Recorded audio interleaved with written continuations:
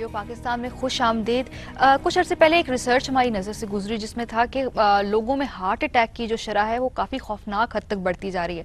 उसमें ये भी था कि आपकी बॉडी टाइप को उसके साथ बहुत कुछ लेना देना, अगर मतलब आपकी एक सर्टन बॉडी टाइप है तो शायद आपका हार्ट अटैक का कुछ कम रिस्क है। ये रिसर्च आई है, इसके बारे में हम बात करेंगे डॉक्टर शगुफ्ता फेरोज से कि उसके बारे में क्या कहती हैं। डाइटिशियन है, न्यूट्रिशनिस्ट है और मेडिकल डॉक्टर भी हैं। लेकिन पहले अगर हम वो रिपोर्ट देख लें ताकि हम इसके बारे में मजीद गुफ्तगू कर सकें।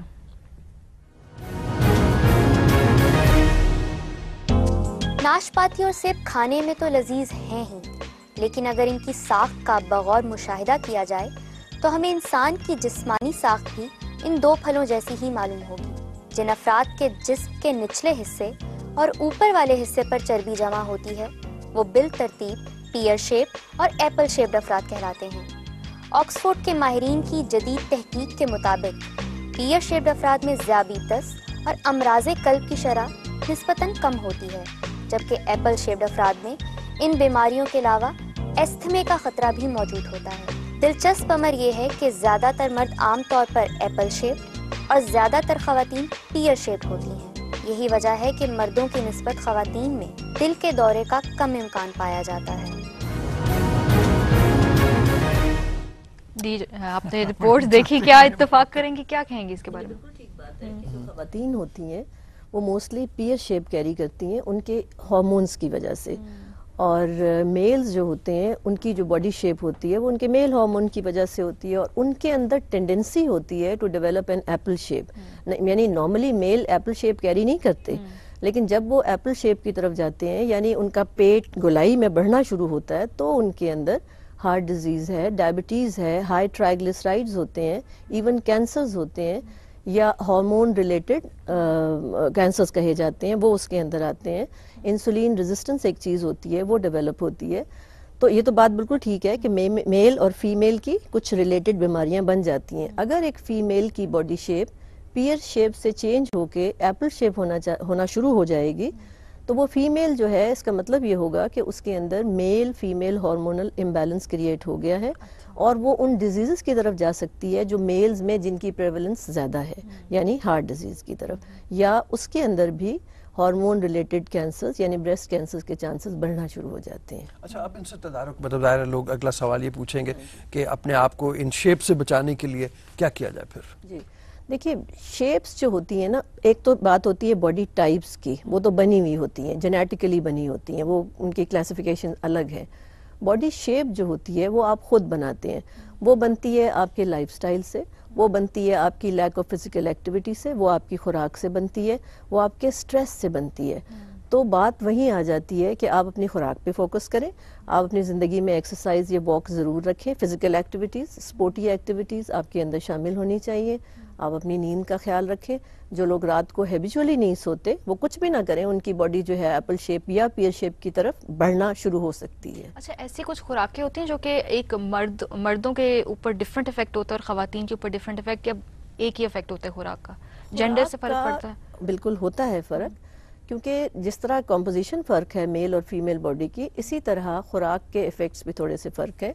यानी मेल मस्कुलर ज़्यादा होता है तो उसकी मीट की रिक्वायरमेंट ज़्यादा है, बीइंग अ मस्कुलर बॉडी, और जो फीमेल है उसके अंदर मसल कम होता है, फ़ैट का कंपोनेंट ज़्यादा होता है, तो उसकी रिक्वायरमेंट में फैटी फूड ज़्यादा है, जो कि हमारे यहाँ एक उल्टा कॉन्सेप्ट चल पड़ा है कि फीमेल्स जो हैं वो फैट से डरती हैं, जबकि उनकी रिक्वायरमेंट है उनकी बॉडी में कि अल्लाह ताला ने उनकी बॉडी में फैट का रेशो मेल के मुकाबले में ज़्यादा रखा हुआ है। जो ईस्ट्रोजन हार्मोन है वो फैट डिपॉजिट करता है, यही लोअर बॉडी के ऊपर पियर शेप है इस वजह से कि उसकी जो हार्मोन है ईस्ट्रोजन वो पियर शेप बनाती ही ईस्ट्रोजन है, तो और वहीं पे फैट डिपॉजिट होती है लोअर बॉडी एरियाज पे।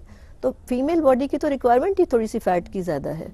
अच्छा, आपने कह दिया कि फीमेल की फैट की रिक्वायरमेंट, बहुत सारी जो खवातीन आई नो वो बड़ी परेशान हो गई होंगी, क्योंकि अब तो स्पेशली आप देख रहे हैं ना हमारी सोसाइटी में कि जितने ज़्यादा कोई स्लिम है वो ज़्यादा खूबसूरती का निशान बनता जा रहा है। मतलब ये नहीं देखेंगे कि हम फिट हैं, हेल्दी हैं, आप पतले हैं तो आप एक्सेप्टेबल, और अब तो पतले से पतले तरीन एक जंग लग गई, मतलब मुकाबला लग गया कि हमने पतले होना है। बिल्कुल सही है। तो उसी की वजह से आप भी जानती होंगे और हम सब इस बात को जानते हैं कि लड़कियों में और फीमेल्स के अंदर एक डिसऑर्डर एग्जिस्ट कर रहा है जो एक वबा की शक्ल में आ गया है, जिसको पॉलीसिस्टिक ओवरीज कहते हैं, جب لڑکیاں فیٹ ایلیمنیٹ کر دیتی ہیں تو ان کا ایسٹروجن لیول ڈسٹرب ہو جاتا ہے، جس کی وجہ سے اووریز میں ایک پرابلم آ جاتی ہے جس کو پالیسسٹک اووریز کہتے ہیں، اور جو بعد میں جا کے انفرٹیلیٹی کا باعث بن رہی ہے۔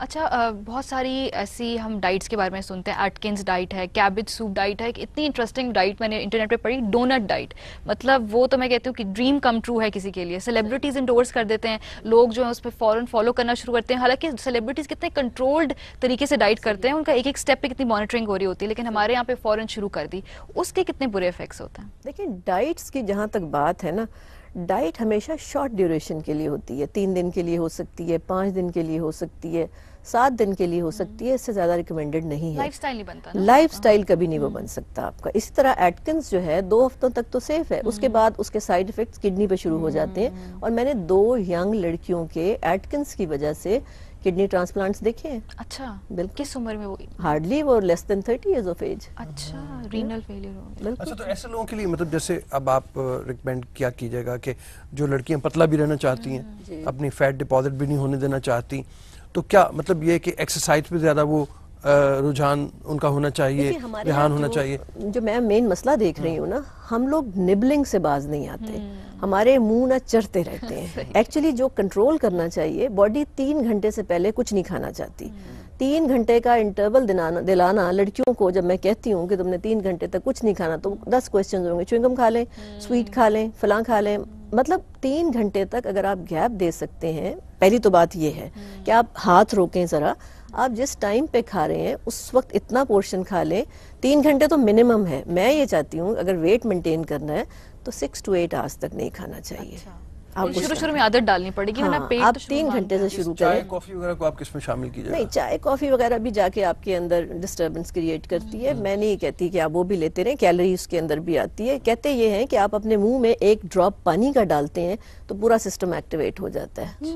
اوکے، 1 ڈراپ پانی کے بارے میں۔ سجاد خان ہے ہمارے ساتھ لاہور سے۔ جی سجاد۔ ہیلو۔ السلام علیکم جی۔ جی وعلیکم السلام جناب، بولیے۔ جی السلام علیکم سجاد۔ جی سجاد صاحب بتائیے اپنا سوال۔ جناب یہ میں نے ڈاکٹر صاحب سے پوچھنا تھا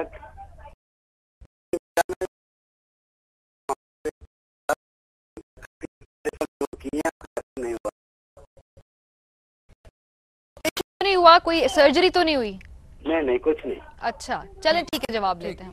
دیکھیے اب ڈیٹیل ہمیں نہیں پتا کہ کتنی عمر ہے، کیا ان کی میڈیکل سٹیٹ ہے، لیکن پیٹ بڑا ہونے کی وجہ کھانوں میں بے قاعدگی ہے۔